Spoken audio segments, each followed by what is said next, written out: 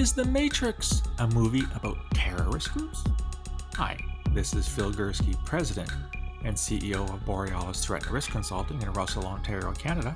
You're listening to Quick Hits, short podcasts about national security.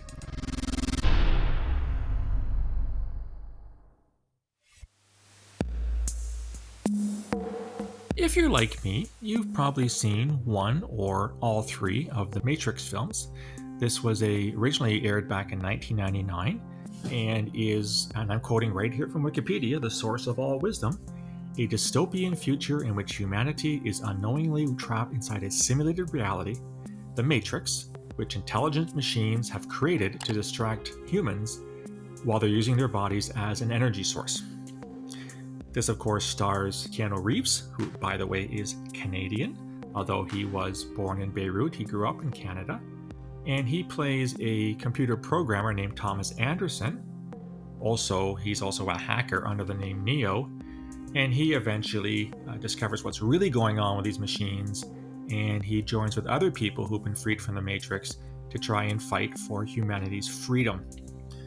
The movies, of course, are full of all kinds of really out there scenes, very bizarre, a lot of simulated reality, a lot of obviously green screening going on here, bullets that travel in slow motion, people that seem to appear and disappear.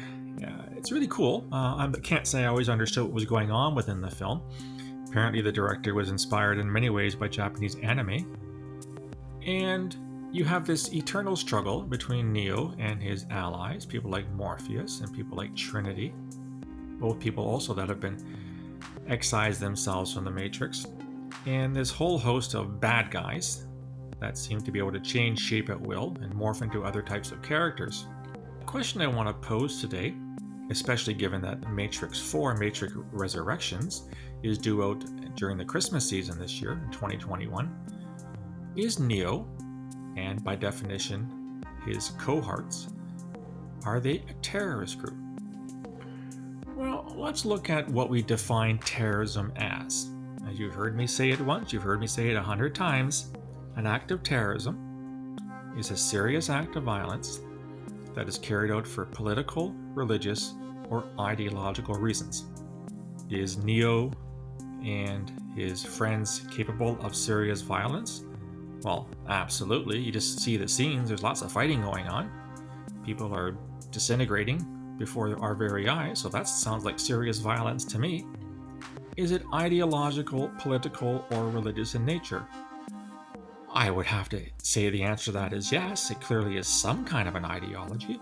After all, Neo and Morpheus and Trinity and the rest of them are trying to overthrow a system of machines that have taken over the planet and are using humans as an energy source. If that's not ideological and or political motivation, I have no idea what is.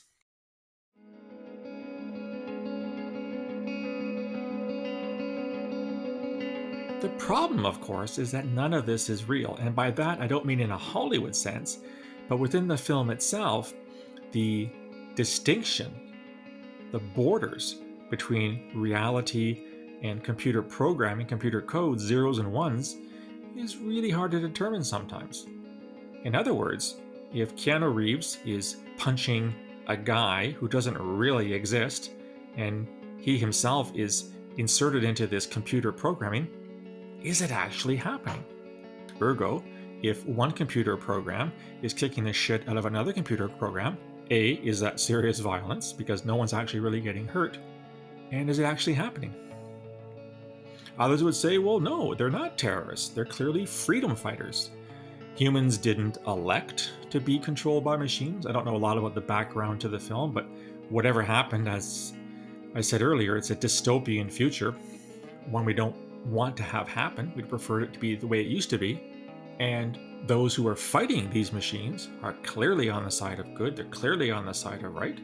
They're trying to upend this horrendous situation where humans are sitting in almost like these fetal sacks, having their life energy drained out of them to feed the machines. Therefore, in the old Ronald Reagan-esque dichotomy of the world, these would be freedom fighters and not terrorists.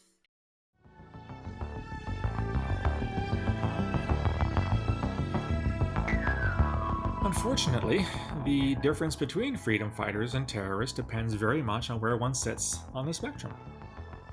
Obviously, humans who know about what Neo and his friends are doing would see them as freedom fighters.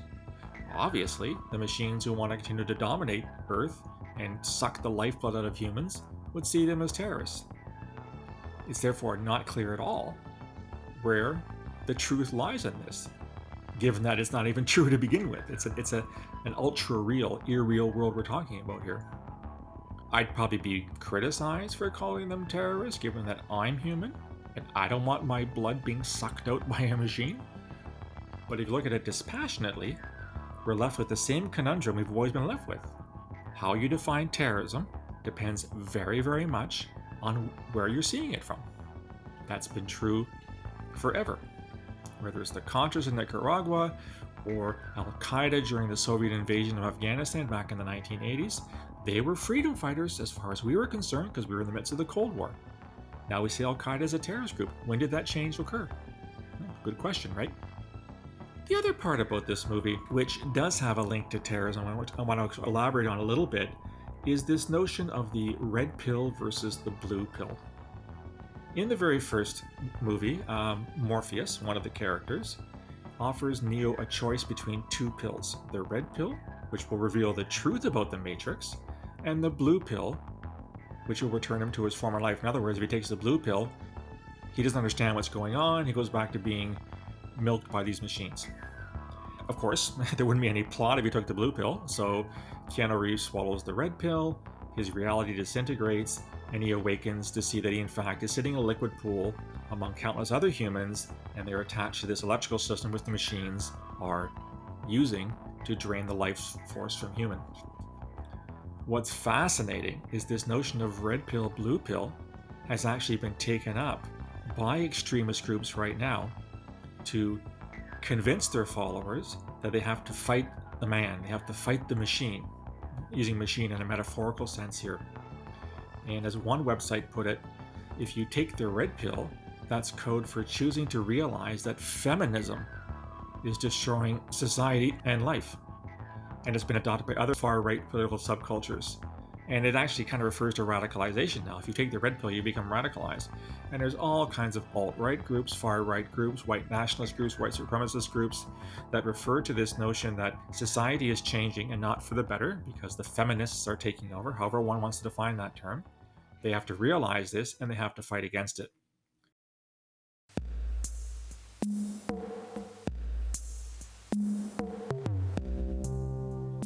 I find it fascinating that a bit of popular culture has been usurped by people who want to change the world, if necessary, through violent means. And we certainly have seen planned attacks and lots of propaganda, lots of websites that talk about this red pill as being the only way in which we can get back to the way it was, clearly to benefit the male part of the population, not the female part of the population. It's as if these people feel emasculated in some way and they want to go back to the way things were.